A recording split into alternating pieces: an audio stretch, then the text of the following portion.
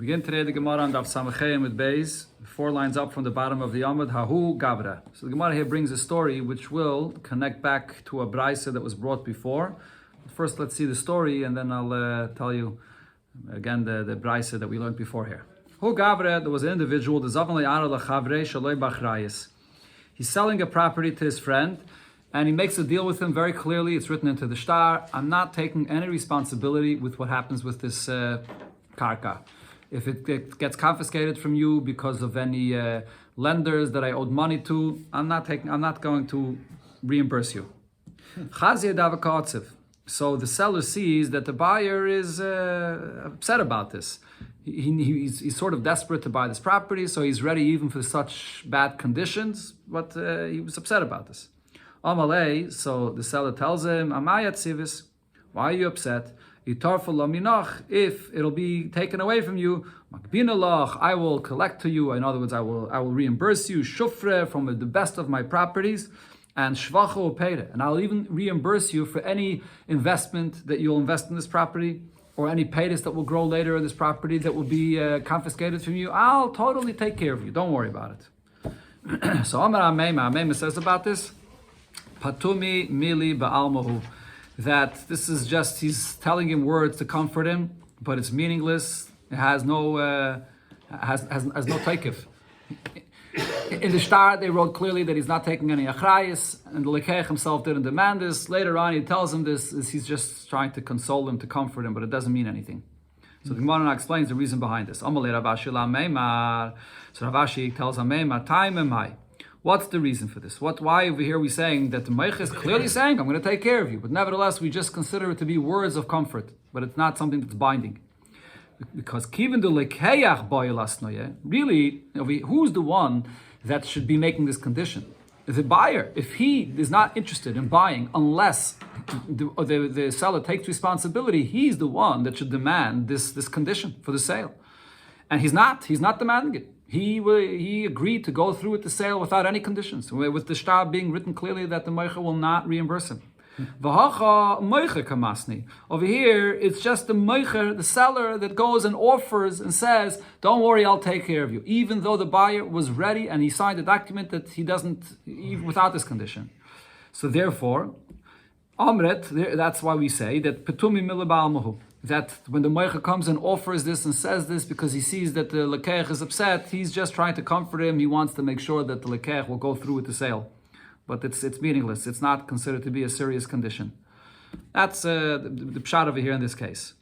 So now, based on this, the Gemara asks from the Braisa that it said before here, masnito. But if so, the Braisa that it says in the end of the Samachem with base, the Ketani there in the Braisa, it says, mutter. So what's the case there in the Braisa? There the Braisa is talking about a situation where a person is selling a piece of land, but the seller says to the buyer, if I have money, then I want to get back the land from you. So he's making that conditional l'chatchila. The seller is setting that conditional l'chatchila. If I have money, then I'm going to pay you back and I want to get my land back from you. Which basically means that this is a sale/loan. Because if he has money, then he's telling the buyer, so then you lent me money, I'm going to give you back the money, and I'll get back my karka. So the Gemara over there said, in such a case, it's not going to be allowed, because this basically turns into a loan. If it turns into a loan, the lekeach, he's eating the fruits from this karka, and he's getting his money back, it's ribis.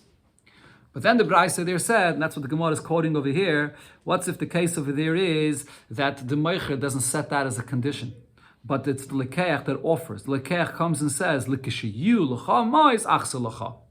says, if I see that you have money and you're able to buy back the property, okay, I'll give you back the property. I'll do it for you, I'll give it back to you. Then mutter, then it's going to be allowed. Why? Because it wasn't set as a condition. The Meicher didn't demand this. The Lekeach is offering this, and because the Lekeach is offering this, so we don't view it as a sale that actually turns into a loan. Rather, what we say is there was a full sale here, and the Meicher didn't set any conditions for this. And then later when the Lekeach offers to give it back, the Lekeach is offering to sell it back, in his own goodwill that he's offering to sell it back. So in such a case, there's no inyan of ribis here, because there's one sale and then there's a second sale. Okay, so that's what it says there in the Braisa, mutter. Okay, now what's the reason? The Meicher who the Bayal Asnuya. Over there, if you look at that case, you could also say, similar to the Svara that the Gemara said before, when you have this kind of sale, who is the one? In that case, it's sort of the opposite than in our case. In our case, we're talking about a situation where it's the Lekeach, the one that would have to set the condition of Achrayis if he doesn't want to buy the karka without achrayis. But over there, in that case, if the moich is selling something and he's only selling it on condition that he should have the option to buy it back if he has money, who's the one that requires this? Who's the one that should set this condition? The moich. Moich bayal asnuye. And moich layasni. The moich didn't set that condition. V'lekeach kamasni. It's the lekeach that's offering this. On his own goodwill, he's coming and offering this.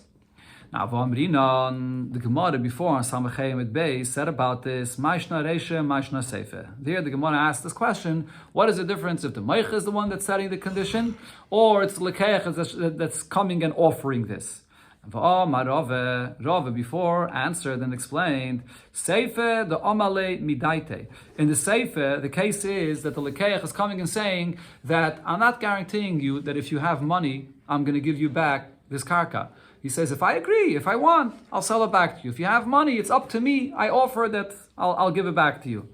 That's the way Rav explained it. So the difference between when the Meicha sets the condition and the Lekeach sets the condition, as the Gemara will explain now, it's not really only the difference of who is the one that's setting the condition. The difference is when the Meicha sets the condition, then it's binding. You must sell it back to him if the Meicha offers you money. When the Lekeach sets the condition, the Lekeach is saying, Midaite, if I agree, only if I agree. So therefore now the Gemara is medayik based on this. It seems like the way Rava understood that there is that the only reason why the condition of the lekeach is different than if the moicha made the condition is because when the lekeach makes the condition, he's saying that it's not binding, only if I agree. But if he didn't clearly say that this condition is only if I agree, we're not going to say the svara that you said before, that the condition is just words of comfort. So the Gemara is asking, why did Rava have to say that it depends whether it's midaite or not? Why didn't Rava simply say that it depends who made the condition?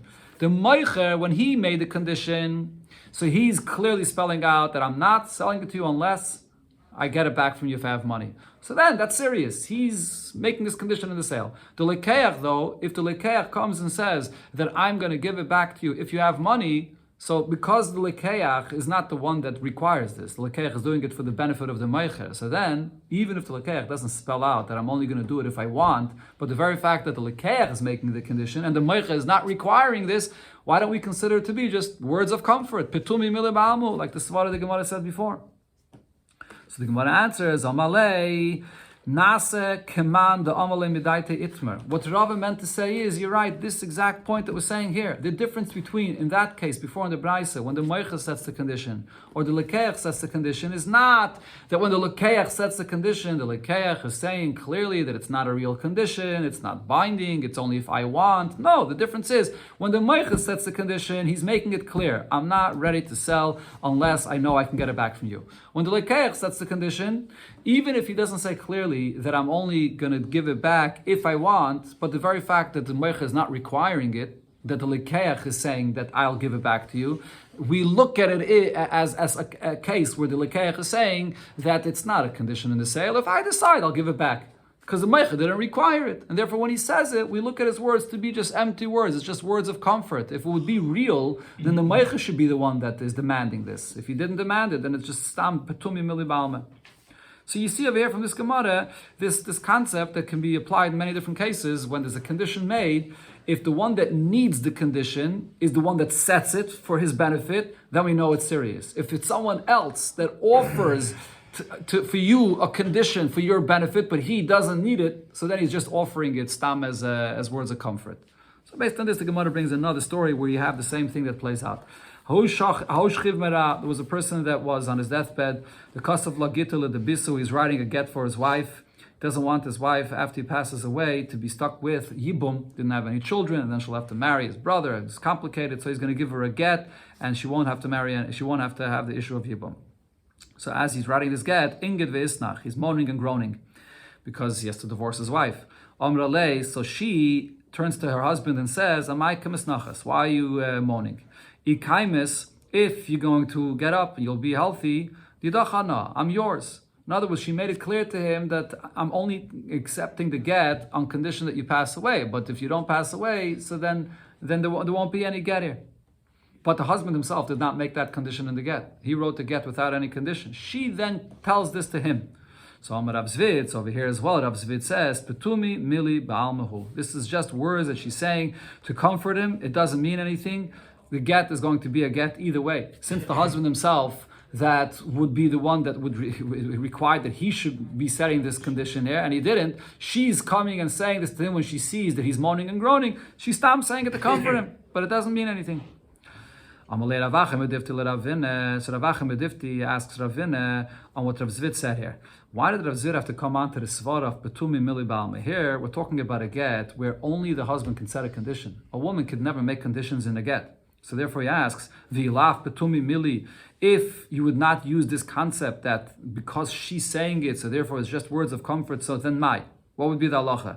Bedida, kaimel, mishtit, no, begita. Is it bechlal ever in her hands to put a condition into a get? A woman can't create conditions in a get. A woman receives a get even against her will. Bedida, kaimel, mishtit, no. He's the one that puts a t'nai in the get. So by a get, you don't need the svar of patumi mili. But the very fact that he wrote the get without any conditions, and she's coming and saying, oh, don't worry, it's only in the condition that you die and not if you get up. But he didn't say that condition. So either way, there's no point of what she said.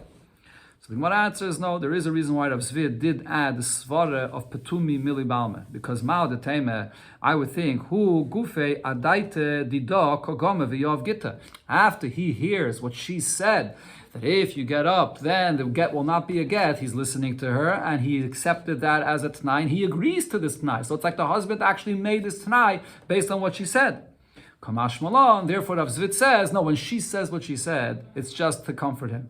And therefore, we can't consider it that the husband took those words seriously and now created it as a condition. Because what she said is only as a petumi mili ba'alme, so then there's no t'nai in this get, it's a get without any conditions.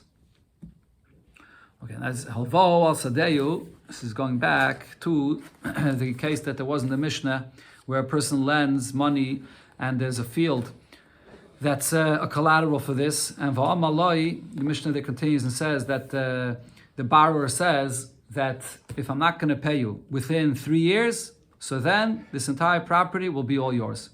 And that's even if this property here is worth much more than what the loan is, doesn't matter. He says, after 3 years, if I don't pay you, then this property will be yours. So the Mishnah said, then what happens? Harei shaloi. If that actually happens, that he doesn't pay the loan after 3 years, he gets the property, and there's no issue of ribbis here. Even though he lent him, let's say, $100, and now because he didn't pay up, he ends up getting this property that's $200. There's no issue of ribbis. It's a big discussion in Rishonim, why exactly there's no issue of ribbis over here. One of the pshatim that it says is that this is not considered to be agarnata, which is that you're charging interest because of the loan, because you're giving out your money, but this is more of sort of a penalty. So it's some kind of a knas because you didn't pay me in time, so therefore now I'm going to lose this money. So it's not an Indian of ribbis. There's other pshatim also based on the Gemara soon. Maybe we'll get back to it, but that's the main point of the Mishnah, to explain that in this case there's no ribbis. But here the Gemara is going to go off on a certain aspect of this case, and the Gemara is going to discuss an Indian which is discussed in the Gemara in Bava Basra and other places, which is called the halacha of asmachta, whether asmachta is kanya or asmachta loy kanya.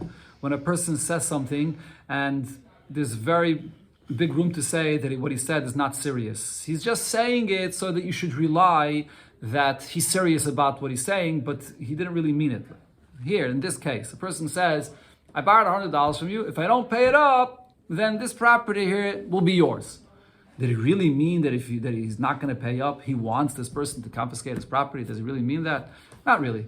Why is he saying it? Because he wants the lender to rely on him that he's going to pay. If he's ready to say to him that I'm going to give you this property, if I don't pay up, then he'll rely on him and he'll be ready to lend him the money. But he didn't really mean to sell this karka to him. That's what's called a smachta. When you say something and you just want the person to rely on you, and that's why you're saying it, but you weren't really serious about it. So there's a big machlekes about this in the Gemara and Bava Basra between Rabbi Yosi and Rabbi Yehuda, whether such kind of words as smachta, whether it does take effect the kinyan or it does not. So here the Gemara is going to apply it here to our case. We're going to get to this karka that a person is promising if he doesn't pay. So Again? Yeah, it's in a way, it's similar to the concept before. It's a different Indian, but some similarity, yeah. Okay, so Dr. Gemara. Amar Ravuna said, B'shas matam mois. This that it said in our Mishnah, you told the lender that if I don't pay you at this and this time, so then you can keep this karka. If he's saying this at the time when he's getting the money, at the time when he's getting the money of the loan, then kana. Then this condition takes effect, and if he doesn't pay, the lender is going to be kind of this karka. Kana koderes, he's going to be kind of the entire karka. But if the borrower comes and says this after he already borrowed the money, and now he approaches the Malvin and says, if I'm not going to pay you, then you'll be able to take my karka, then loikana. Then he's not going to acquire this entire karka. Elo keneged ma'asav. Then the Malva will only get the value of the karka that corresponds to the amount of the loan. Okay, there's a discussion in Rishonim over here, what the basis of what Rav Huna said over here, the distinction of what Rav Huna said. Some Rishonim say that Rav Huna holds that b'derech klal, asmachta, this idea where you say such a thing, it's not kinda. Over here, in our case though, when it's at the time of a loan, you're actually getting money for a loan. So over here, this is something which a person, when he's saying that I'll give you my karka, he is serious about it. Because right now he's doing you a favor and you're getting a loan from him. So over here, b'shas matan mois, when you're getting the money, it will take effect. But later on though, if you come and tell him, oh, you can take my karka if I don't pay you, at that time already, it's not serious. We go back to the concept of asmachta loikanya. Saying these kind of words, you're just trying to show him how trustworthy you are, that you're going to pay, but you didn't really mean to give away your karka. It's not a real agreement. That's one shot in Rishonim. Other Rishonim say different, but that's one shot. But Rav Nachman says, Afilu la'acha matan mois kana akel. Even if you come and you tell a person after you borrowed the money that if I don't pay you, I'll give you this entire karka. If you don't pay, your words are valid, and we accept that you meant what you said, and therefore he'll be kind of the entire property. Which basically sounds like Rav Nachman is saying that asmachta, when a person says this, and you want someone to rely on what you're saying, it's kinda. It's serious, and therefore it takes effect later. So the Gemara brings How is karka usually bought? Again? How is karka usually bought? Usually you just sell a karka, a proper sale. I mean, he's just selling a piece of karka. Here though, we see that the person is not really focused on selling this karka. He's focused on doing something else. He wants to be mechayiv himself for something else. He wants you to rely on him for this, that he's being mechayiv himself for something else, and he's tying the karka to that, saying that if I don't do that something else, then you'll get this karka. So over here, we see that his focus is not on selling this karka. He just wants you to rely on him for something else that he's guaranteeing. That's why this case is different. When a person sells a karka, he's selling the karka. I'm selling it to you. Over here, in this case, though, that's the machlokes over here, whether he's really serious with what he's saying or he's just saying it to guarantee the other person. So the Gemara brings a story that actually happened. Avad Rav Nachman ovde gabi reish galusa kishmaite. Rav Nachman paskin the halacha by the reish galusa there in Bavel, where there was such a case, where there was a loan, and after the loan, the borrower comes and says, if I don't pay you, you can take my entire karka. And Rav Nachman paskin, like his halacha, wrote it into the shtar that if he's not going to pay, then the karka will then completely belong to the malva. I should believe so. No, it was written. This is all written. Yeah. So as it says there, he wrote it for him. So Kar I Rav Yehuda l'shtare. Rav Yehuda that heard and saw what Rav Nachman paskind, he went and he tore this shtar. He says, no, there's no such a thing. You can't be kind of the entire karka just because you're telling him that if I don't pay you, you're going to get this karka. That's not serious. Amalei Reish Galusa Rav Yehuda. So the Reish Galusa. Amalei Reish Galusa, Reish Galusa said to Rav Nachman, that is, Rav Yehuda Kara l'shtarich. You heard what happened? Rav Yehuda tore your shtar. You paskin that this kind of case, when you promise you're going to give him the karka, that it takes effect. No, Rav Yehuda tore your shtar. So Amalei, so Rav Nachman responded to the Reish Galusa and said, there's two versions here. One version is, he said, is it a child that tore my shtar? Gavre Rabbe Kare. Rav Yehuda is a great person. He's a great person that tore the shtar. He must have seen a good reason for why what I paskin that you will be kind of this karka is not true, and therefore you tore the shtar. So Rav Nachman was sort of saying that there must be a good reason that I'm wrong. But another version is, no, the opposite. Amalei Dardiki Kare. The one that tore the shtar, even though he's Rav Yehuda, he's like a child that's tearing it. Why? Because the kula alma legabi didi bedine the dardakinino. Everybody else, even the great Amiroim, legabi me, they're like children in the halachas of Dinei Mamonis. The Gemara brings in other places that when it comes to Dinei Mamonis, we always paskin like Rav Nachman. Rav Nachman was a big baki in Dinei Mamonis. So therefore Rav Nachman said, he tore the star, legabe me, in the halachas of Dinei Mamonis is like a child. Okay, but then, even according to the second version, Rav Nachman very strongly argued with him. But the Gemara says Rav Nachman himself had charata. Hadam Rav Nachman. Later, Rav Nachman retracted from his opinion, and he said that afile b'shas matamois le'kanav le'klom. Even if at the time of the actual loan, when you're giving the money, the borrower says, if I'm not going to pay you, you can take this entire karka, much more than the value of the loan. It's even though he's saying it at the time of the loan, and as I mentioned before, there's a svara to say that even if asmachta leikanye, but over here at the time of the loan, when you're getting a favor, you're getting money over here, when you're guaranteeing and you're saying that if not, you'll get my karka there, that kinyan should take effect. Not Rav Nachman said, no, asmachta leikanye, and even at that time, your words are nothing. So Rav Nachman was even more, he was more machmir even before what Rav Huna said. Rav Huna made a distinction whether it's at the time of the loan or you said it later. Not Rav Nachman said such a thing, it doesn't work at all, even at the time of the loan as well. But on that, the Gemara right away asks from what it said in our Mishnah. This was the case of our Mishnah. Rav Nachman, the Mishnah said, Im I ata noisen li mikam vat shalosh shanim. When you lend someone money, and he says that if you don't give me from now, if you don't pay me from now until 3 years, harei shali, then the deal is that this karka of yours will be mine. Then what's the halacha? The Mishnah said, Harei shaloi. This takes effect, that when they made that condition, it's he's going to be kaina. So how could Rav Nachman say that this is a smachta and loikanya at the time of the loan itself? Amalei, so Rav Nachman answers, Ani oime, my opinion is that asmachta kanya. My opinion originally was, that's what he means. My opinion originally was, Rav Nachman, before he had charata, he held that when you say something like this, that you're guaranteeing, and if not, you'll get my karka. So I held that this was kaina. But then Manyumi, which was the name of a chacham, he came and said, Asmachta lekanya, that saying words like this, when you're trying to guarantee the payment of a loan, it's not kaina, it's not serious. So therefore, basically, Rav Nachman is saying, I retracted from my opinion, and I followed what Manyumi said. So the Gemara continues, so now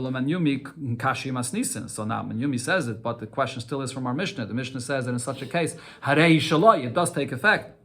So the Gemara gives two answers. One answer is Masnisin Rabbi Yosi. Our Mishnah follows the opinion of Rabbi Yosi. As I meant, the Amas Machta Kanya. Rabbi Yosi says that when you say something like this, for someone to rely on you, it is kaina. Okay, I mentioned before, this is a machlokes in Bava Basra between Rabbi Yosi and Rabbi Yehuda. So what the Gemara is basically saying is that our Mishnah here follows Rabbi Yosi and Rav Nachman and Minyumi are paskening like Rabbi Yehuda that say that asmachta loy kanya. It's not kind of right. Or the Gemara gives a different answer. Our Mishnah is a different case. The Amalei Kenime Achshav. In our Mishnah, he's not telling him that later on, if I don't pay my loan after 3 years, then you'll be kind of the karka. What he's saying is you should be kind of from now. If I don't pay it, then retroactively from now it's yours.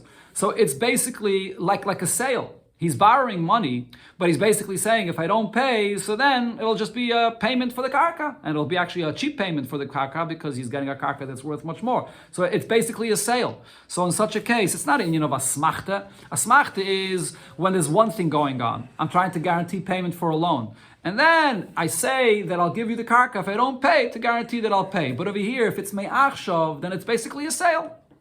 Okay, so Rashi discusses another detail to this, which we had already before in the Gemara, beneged to who's eating the peiris here. If the lekeich is the one that eats the peiris, so then there can be an issue over here of ribbis. So it's okay, Rashi addresses that. The Gemara before already spoke about that. But the point over here is that according to this answer, the Gemara, this has nothing to do with the din of asmachta, because it's just a kinyan me'achshav. Amalei Mar Yenuke or Mar Kshisha Bani de Rav Chisda Ravashi. The two children of Rav Chisda, they both had a name of Mar.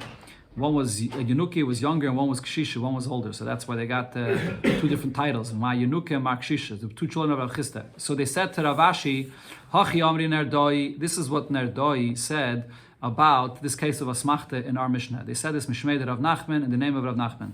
Hi Asmachta, this Asmachta that we're talking about here, that if I don't pay the loan, then you're going to get this karka, bizimne kanya. In its time, so then you'll be kind of the karka. But beloy zimne, but if it's not in its time, loy kanya. You're not going to be kind of the karka. So the Gemara now clarifies what he's saying. Amalei. So he said back to him, what exactly is Ravashi says? What are you being mechadish here? Kol midi bezimnei kani beloy zimnei loy kani. Anytime you're making such a condition of an asmachta, so it's always going to be only when the time comes and you don't pay. So that's when you're kind of. If the time didn't come yet, why should you be kind of the karka? The time didn't come yet. What exactly was the chiddush of what they said in their dua in the name of Rav Nachman? So he answered and said, Dilma hachikam risu. Maybe this is what you are saying. Ashkechei begoizimnei v'amalei kni kani. If the loive finds the malve within the time before he has to pay his loan, and still he tells the malve that you can be kind of the karka. You can be kind of the karka. If I don't pay you, you're kind of. Then he's going to be kind of. That's if he tells him this within the time, before the time of payment came. But if it's after the date of payment came, and he finds the malva and he tells the malva, you can take my karka, be kind of my karka, then loikani. Then we're going to say he's not kind of.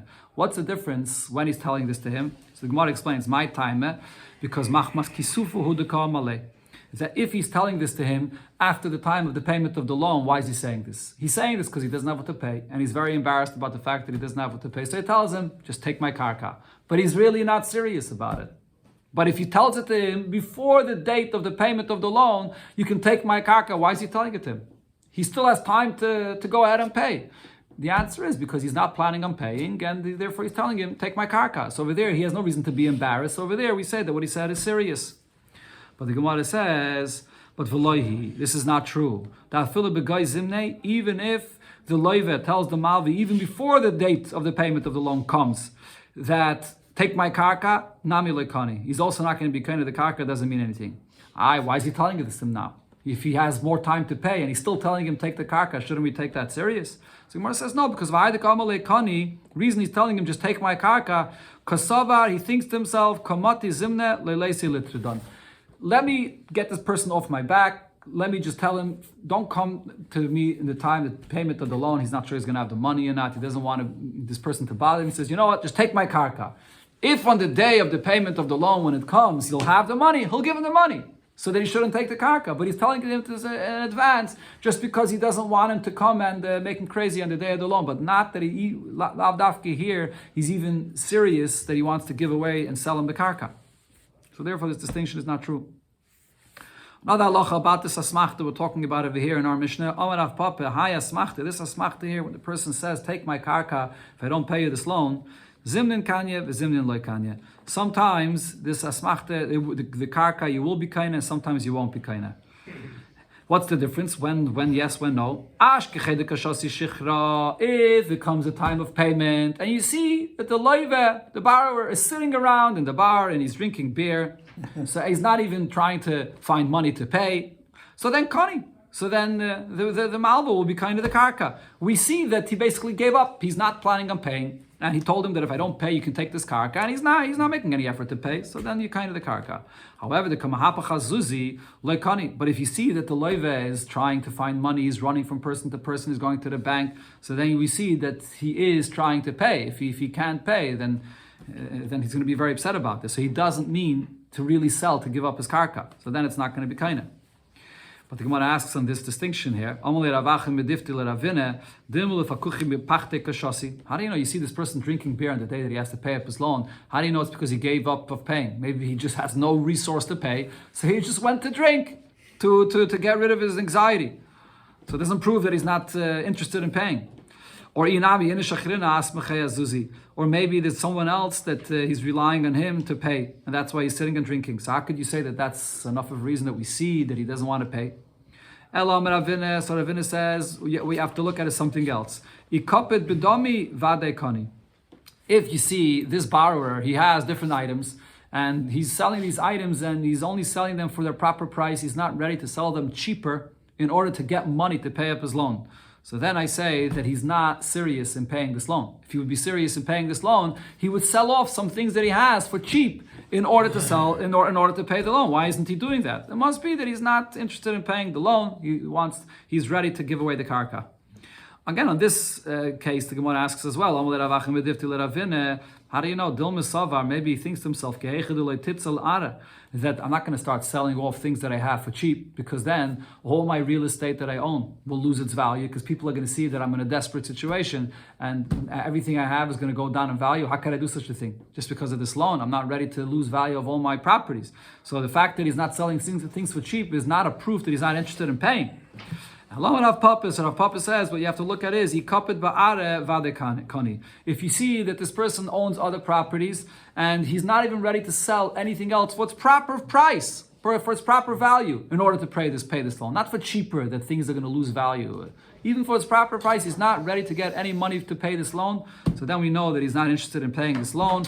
And then the karka that he said that if I don't pay will go to you, it'll be a kinyan.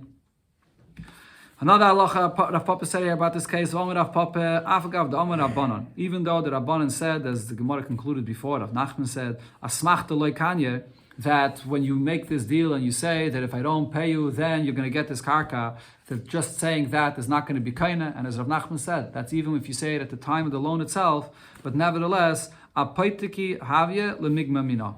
This karka here will become an apaitiki. Apaitiki means when you designate it that you collect the karka for this loan. Apait tehei koi. That's what it means. That you'll collect from here.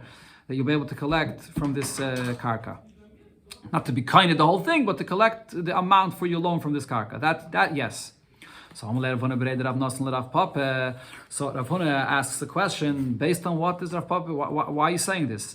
Mika amale kani luguvaina. Did he ever make this condition with the malva to say that and that you're going to be able to collect, that you acquire this karka to collect your loan from here? How could you say that the asmachta is not kaina, but it will be an apaitiki based on what is in an apaitiki? Did he make that condition with him? Did he tell him that you're going to be able to collect from here?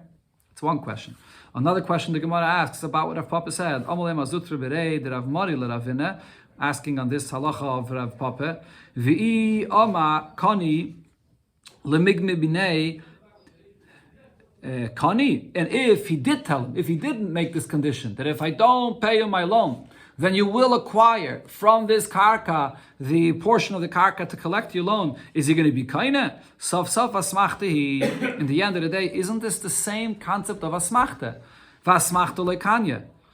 Just like by any asmachta that you say to the person that if I don't pay you, then this karka becomes yours. So Rav Nachman says that's not kaina. So over here, when you tell the person if I don't pay you, then you can collect the portion of this karka for your loan.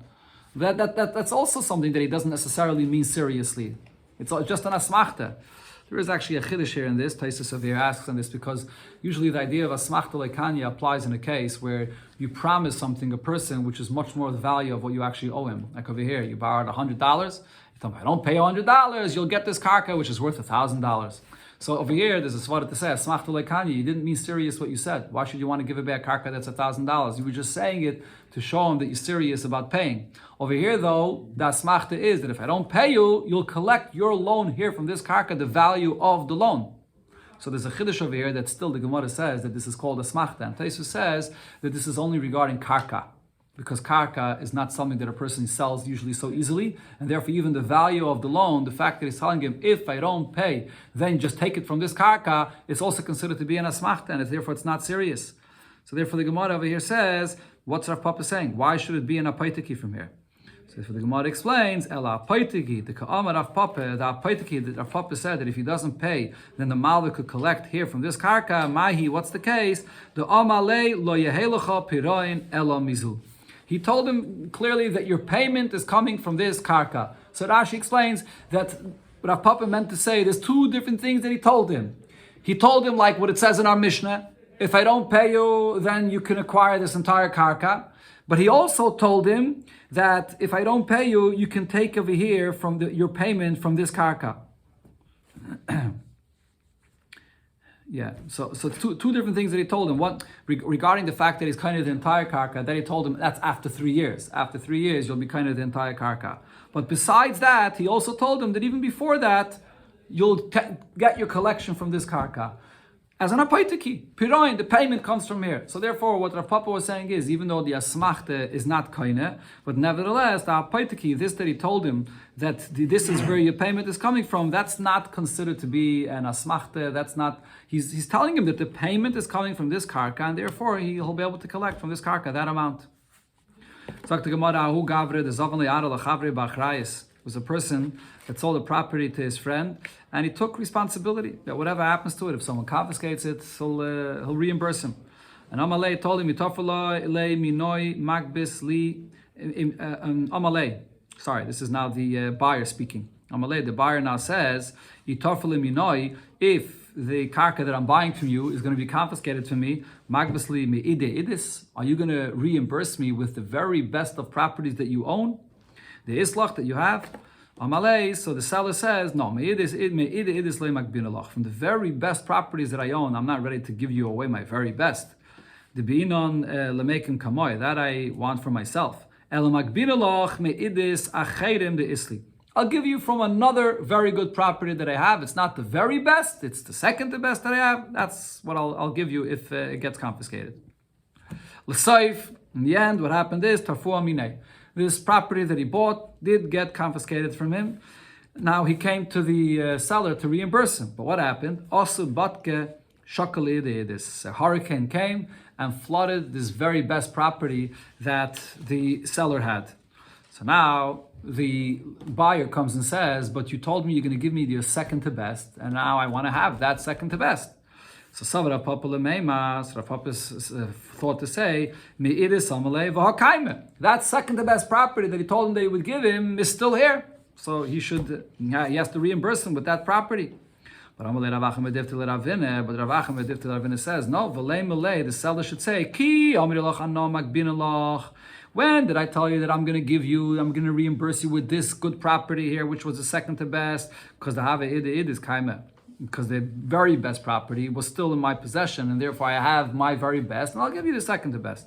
Hashte kaimisle idis b'mokim idis. But now that my very best property got destroyed, so now this idis property is my very best. I didn't mean to give that away. What I was saying is that the very best property that I have, I'm keeping for myself, and now this is my very best property. Another story the Gemara brings, Rav Bar Shvo have a masik bei Rav Kahana Zuzi. Rav Kahana was collecting a loan from Rav Bar Shvo.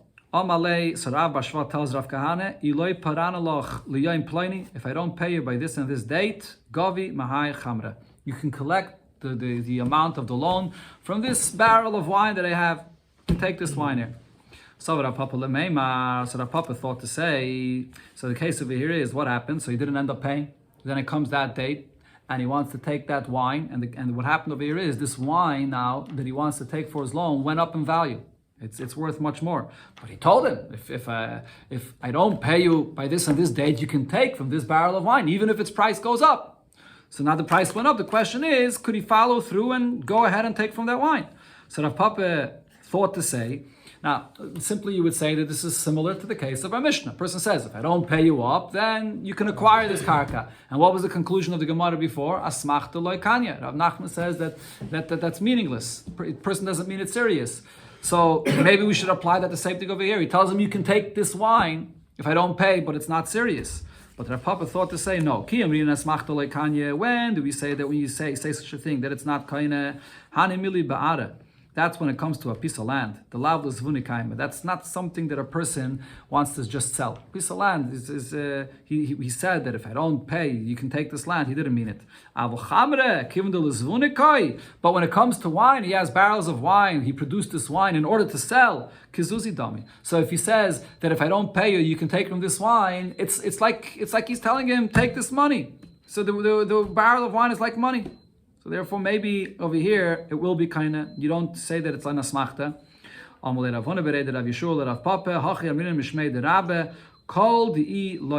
Anytime you say this, that if I don't pay you, then you can go and collect from here. It's not kind of. The same halacha of asmachta applies over here, not only by a karka but also b'negeya to wine. Okay, let's learn one more piece of it. The Gemara concludes now based on this. Amar Rav Nachman.